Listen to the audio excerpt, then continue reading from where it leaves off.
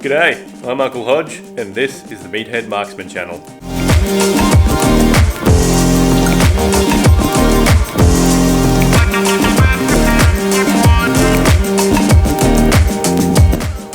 Nice. So today, on this episode of The Quiet Rifle, we are diving into the wonderful world of scopes. I'm going to let you know the things that I look for in a scope, and we're going to take a close look at this one, the Optisan EVX 6-24x50 f1. So, let's get to it. Right, minimum requirements for a usable scope. When I say usable scope, I mean usable to me. There are many different rifles and shotguns and pistols doing many different jobs, but the job that I want mine to do is shooting targets that are usually quite small at varying distances. So anything from plinking to target shooting to long range to hunting. I need my scope to be able to cope with all of that. So let's start at the front of the scope and work our way to the back and go from there. So the reticle. The reticle to me is an integral part of the scope. It needs to be a first focal plane reticle.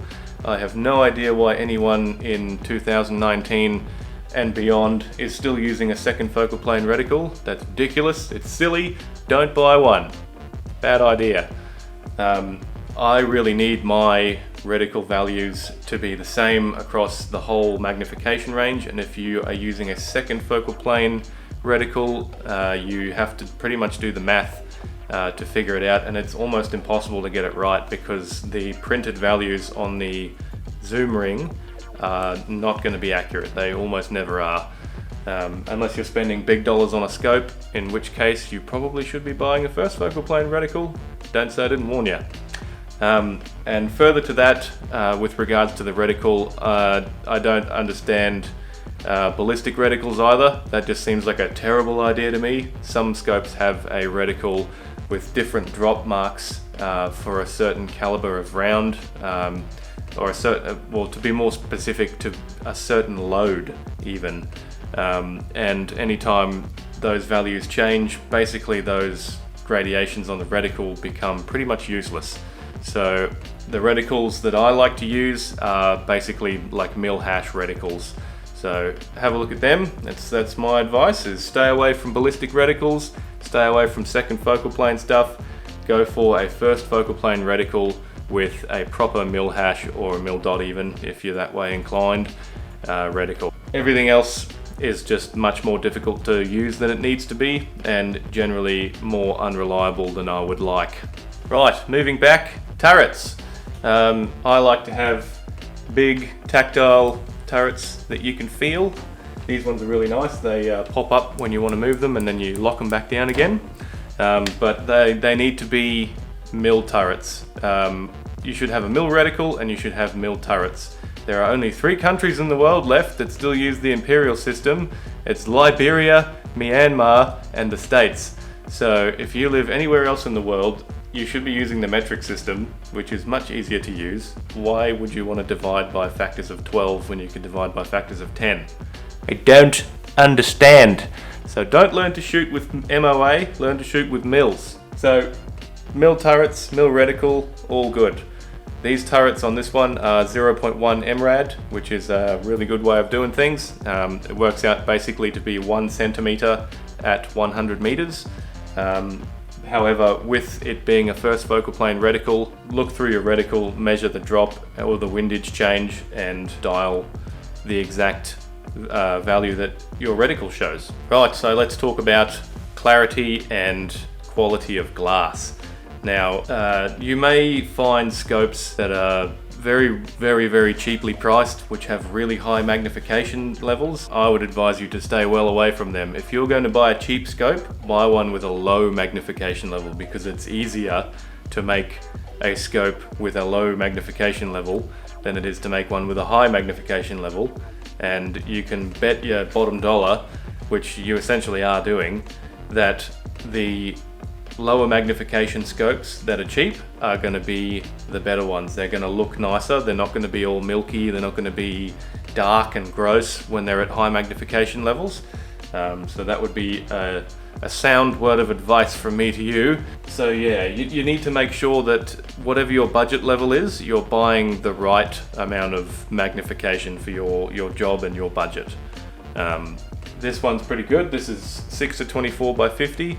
It's not perfect. I will be comparing it to a scope that costs twice the price that this one does. And hopefully we'll see some difference there. And finally, this is not quite as important, but to me, I really like to have a side parallax feature. I don't like having the adjustable objective where you change the focus on the front of the scope. I much prefer it to be on the opposite side of the windage turret. It's not so much essential, but it's just much nicer when you don't have to get out from behind the rifle while you're in your shooting position. So I prefer that over the adjustable objective. Right, so to recap, we need a first focal plane reticle with a mil-hash style image.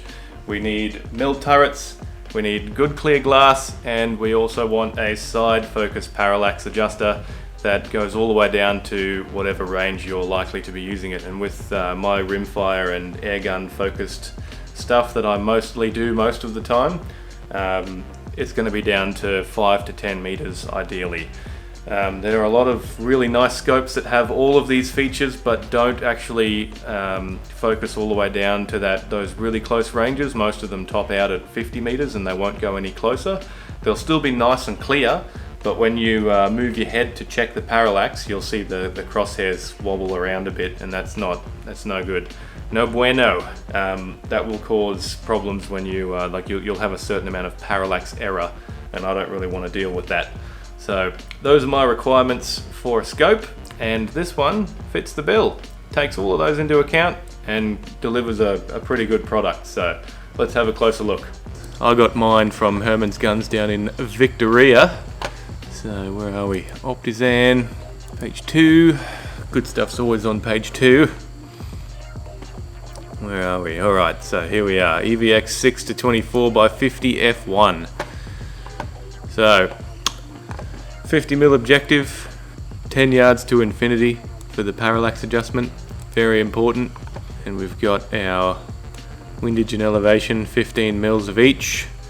4.8 mil of travel per rotation, 30mm tube, first focal plane reticle, that MH24, I'm guessing that stands for mil-hash 24, 24 times zoom, flip up covers, 3-inch sunshade, all the good stuff. Price on this one is just what I paid, $6.99, just a shade under 700 clams. What else have they got in the lineup now? It would appear that they have an even more expensive one, the same thing, just illuminated. Now, illuminated reticles are kind of cool, but they're not really a deal breaker for me, being that this one is $149 more than the one without the illuminated reticle. I'm pretty sure I'm going to take my $150 and go to the pub. Yep, so everything's the same on that one. Let us have a look at some other competitors. Now, opticsplanet.com is a good site to use for research, not necessarily for purchasing, but it's a good way to find what you need and then go and shop around and look everywhere else and see if you can find a better version of what you're looking for. So we'll just go rifle scope throughout the entire store, search, and we'll come over to the options on the side and zero in on what we actually want. So we want rifle scopes, so we'll check that box. MRAD turrets, let's look at parallax, and we'll probably have to tick a few of these.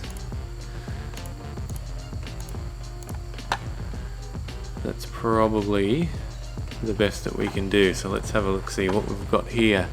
Primary arms, I've heard reasonably good things about primary arms. Gen 2 PST, $1,000. This is US dollars too, that previous website was Aussie dollars.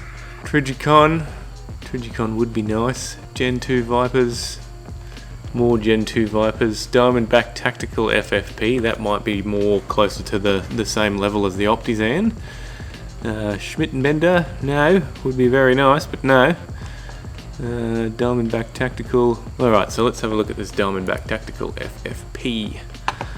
what is your parallax? 10 yards to infinity. Righto, happy days. So here we have a good competitor. 6 to 24, 50mm diameter, 30mm tube. Very nice. So that's something in the same price range if you're not too fussed on the Optisan and you want something else. That's a good option. Night Force would be very good. Everyone who has a Night Force loves them. Just a bit too pricey. Sight Mark Latitude, never heard of them before. And we've got some Citrons in here too. Citron S3, 3.5 to 10 by 44. That would be a beautiful scope. How close are we going? 10 yards to infinity as well. That would be another option if you wanted much nicer glass, just with less magnification. Citron glass tends to be very nice and very clear. But that appears to be the end of it. There isn't too many competitors listed on Optics Planet. There are a few other ones like the MTC Vipers and the Athlons. The Athlons seem to be a pretty good scope as well. And I think the MTC and the Athlon are more on the same level as the Optisan. So let's have a quick look for them as well. Gunemporium.com.au, that can only be a good website. So they're all illuminated. Interesting. $699, so this one comes in basically at the same price point. Looks a little different. Not much information on this website though. Nice. Nice. Looks like a good useful reticle. Both are very nice. So that would definitely be a very similar option. Food for thought.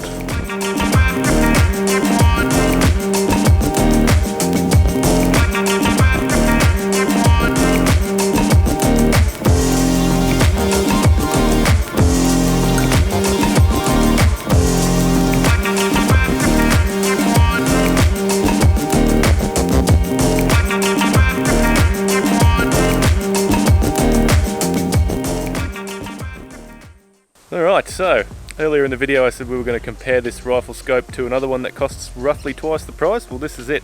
It's a Burris XTR2 3 to 15 by 50.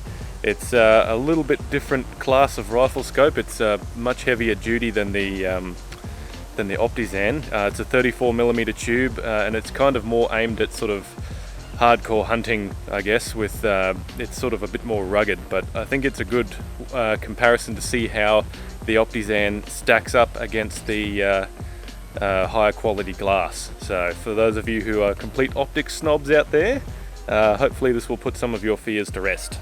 Alright, so right off the bat you can see that the Burris is transmitting more light than the Optisan, but you would want to hope so for a scope that literally costs more than twice the price.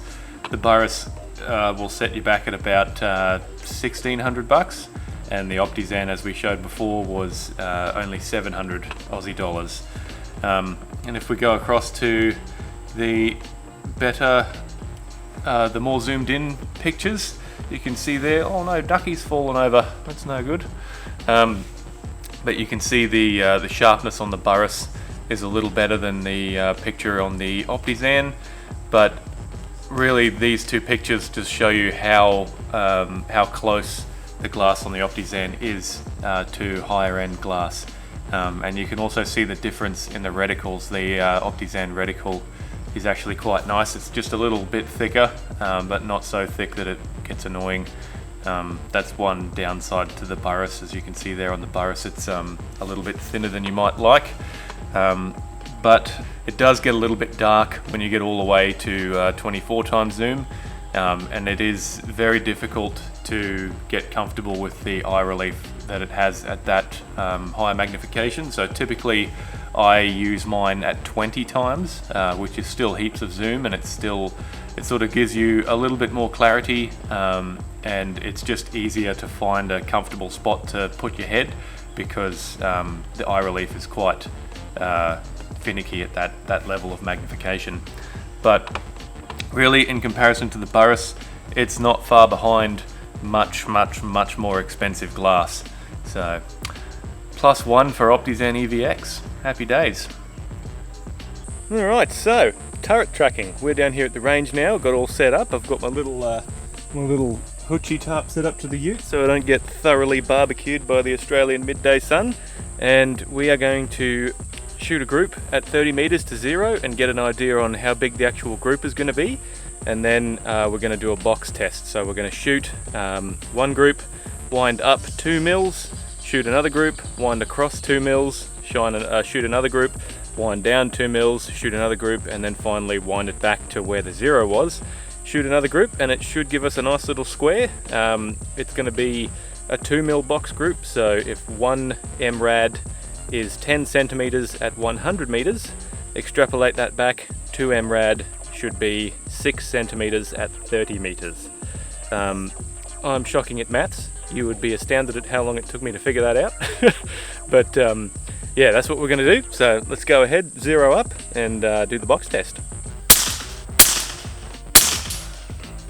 Right, let's go and have a look. Right, so 30 meters, that doesn't really leave much to the imagination.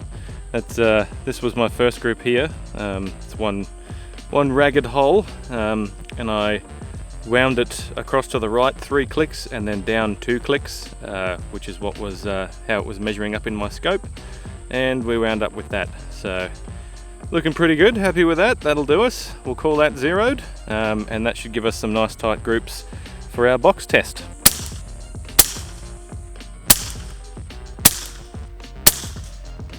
Not bad at all.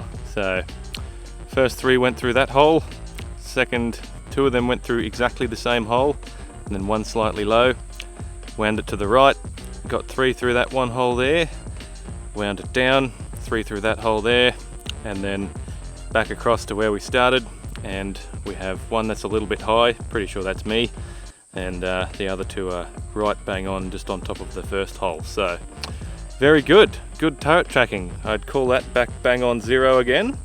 Happy with that, no dramas there. So to wrap things up, the Optisan EVX first focal plane rifle scopes are a really good option, especially for air guns and rimfire stuff. They tick all the right boxes. They've got the close focus parallax, they've got a first focal plane reticle that is actually usable, good mill hash designs, exposed turrets that you can reset to 0. You pop them up, you twist them around, you pop them back down again, and they stay lock solid. And yeah, basically it's a very good package for the price. You're not getting super high-end glass, but you are getting very usable quality gear, and it's definitely, in my opinion, it's definitely worth the money, definitely worth checking out. I've used a few different scopes from Optisan now, and they have all been to that same level of quality. They also have a reasonably good warranty system going, at least in Australia. My dad has one. He's actually got 2, but he bent one of his and just called up the distributor, and the distributor was like, yeah, I'll just send it back, it's all good. And they sent it back, got a new one. Everybody's happy. Go home, clap your hands, all good. So if you liked the video, gently tickle that like button, and I'll catch you in the next one. Cheers.